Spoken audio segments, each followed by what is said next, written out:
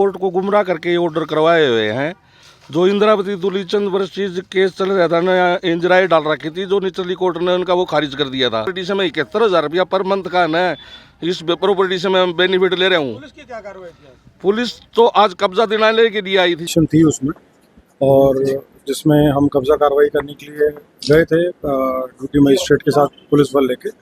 इसमें एक घटना हुई जिसमें कुछ दो लोगों ने, सतबीर और अशोक ने, मैसेज मिला कि 2 बर्न केस पुलिस लेके आ रही है, अपनी टीम रेडी रखो। तो हमारी टीम रेडी थी, जिसमें डॉक्टर हरियाणा के लोहारू में हाईकोर्ट के आदेश पर कब्जा हटाने पहुंची पुलिस और प्रशासन की टीम के सामने 2 भाइयों ने आत्मदाह का प्रयास किया। घटना के दौरान दोनों ने खुद पर पेट्रोल डाल लिया। इतना ही नहीं, कुछ ही पलों में आग लगा ली, जिससे वे बुरी तरह झुलस गए। इस घटना का वीडियो भी सामने आया है, जिसमें दोनों भाई आग की लपटों में घिरे नजर आ रहे हैं।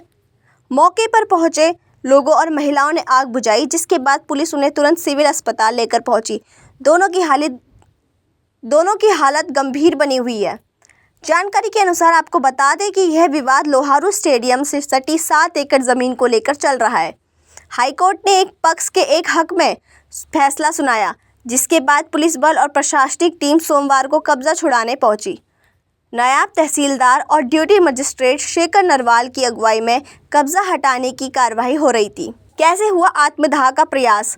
प्रशासन की टीम के पहुंचते ही कब्जाधारी पक्ष विरोध में उतर आया।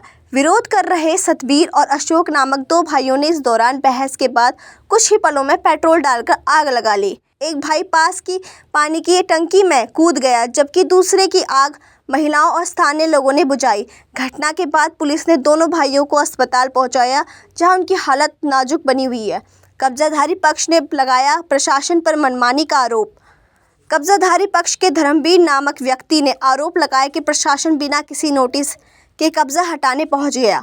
उन्होंने कहा कि इस मामले की अगली सुनवाई 8 अप्रैल को होनी थी, लेकिन उससे पहले ही प्रशासन ने कार्रवाई शुरू कर दी, जो कि बिल्कुल ही गलत है। कब्जा कार्रवाई के लिए पुलिस बल आया था, तो ये आत्महत्या का प्रयास किया गया 2 व्यक्तियों ने। क्या मामला? ये मामला ऐसा है जी, कोर्ट को गुमराह करके ऑर्डर करवाए हुए हैं। जो इंद्रावती दुलीचंद वर्सेस केस चल रहा था ना, इंजराई डाल रखी थी, जो निचली कोर्ट ने उनका वो खारिज कर दिया था। हाई कोर्ट में ने इंजराई इसकी रिवीजन डाली थी। उस रिवीजन के अंदर कोर्ट को गुमराह करके ना इन्होंने ये ऑर्डर करवाया है, क्योंकि मौके के ऊपर है ना, ये लोग कास्ट इस खसरा नंबर इस ज़मीन की जो भावांतर वगैरह है जो गवर्नमेंट का, वो भी ये ले रहे हैं। और कोर्ट में एक तरफ ये कह रहे हैं भाई, इस प्रॉपर्टी से मैं 71,000 रुपया पर मंथ का है, इस प्रॉपर्टी से मैं बेनिफिट ले रहा हूँ। पुलिस की क्या कार्रवाई थी? पुलिस तो आज कब्जा दिलाने के लिए आई थी जी। पुलिस तो आज कब्जा दिलाने के लिए थी। पुलिस को एसपी साहब को ना कोर्ट ने इन्होंने पार्टी बना के एसपी साहब पे ना कंटेम्प्ट डाल रखी है, जिसकी 8 अप्रैल तारीख लगी हुई है। और मेरी जो आरएसए है, जो मातू वर्सेस महासिंह, जो 28 मार्च तारीख लगी हुई थी, उसमें सटे के ऊपर बहस होना था। इनकी ये पेश होकर उसके अंदर है ना, इन्होंने ये कहा कि हमने सटे एप्लीकेशन का रिप्लाई देंगे, उसके बाद बहस होना जज साहब। इसलिए 4 अप्रैल उसमें तारीख लगी हुई है। पहले चोट मैं ही हूँ जी, धर्मवीर हूँ। मेरा छोटा भाई सतबीर है, छोटा भाई अशोक है, मेरा भाई एक पवन है। क्या मांग आपकी न्यायालय या सरकार? हाँ जी, सरकार या न्यायालय से क्या मांग आपकी? सरकार ने ना तो हमें नोटिस दिया खाली करने का, अचानक आके ने इन्होंने एकदम फोर्स ले आके ने कब्जा की कार्रवाई शुरू कर दी। नहीं, पहले मेरे को नोटिस देते भी, इतना टाइम देते हैं तेरे को, या तो खाली कर या फिर भाई तेरा कोई समाधान कर। हाँ जी, अभी जैसे कि लोहारू में एक कब्जा कार्रवाई होनी थी, हाईकोर्ट का डायरेक्शन थी उसमें, और जिसमें हम कब्जा कार्रवाई करने के लिए गए थे ड्यूटी मजिस्ट्रेट के साथ पुलिस बल लेके।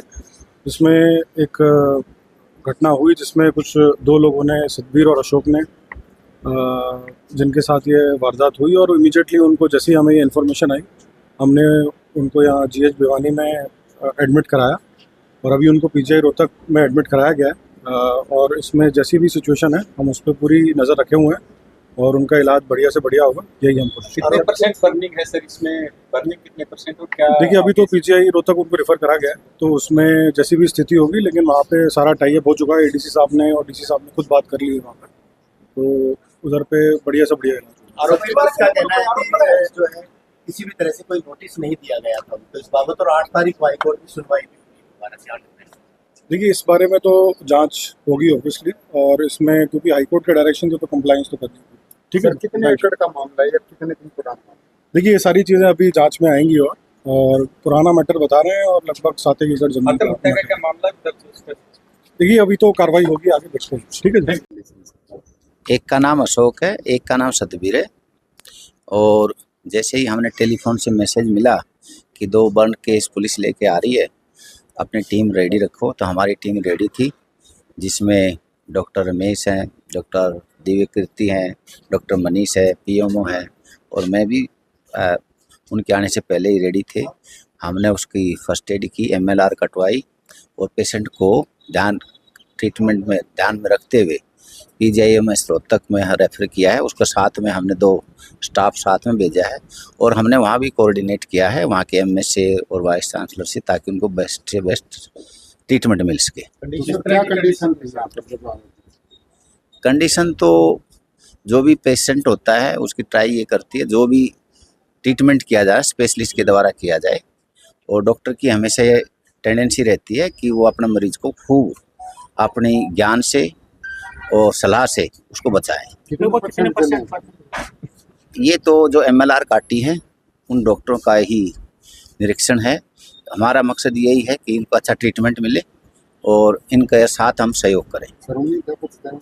बिल्कुल, डॉक्टर तो उम्मीद बिल्कुल नहीं छोड़ता, आखिरी सांस तक डॉक्टर उम्मीद रखता है, और हमारी टीम समय पर उपस्थित रही और सारा काम करके ही, और सब आपने देखा होगा कि हमारी सारी टीम प्रेजेंट थी, और ट्रीटमेंट देने के बाद पेशेंट के हित में उनको रेफ़र किया है।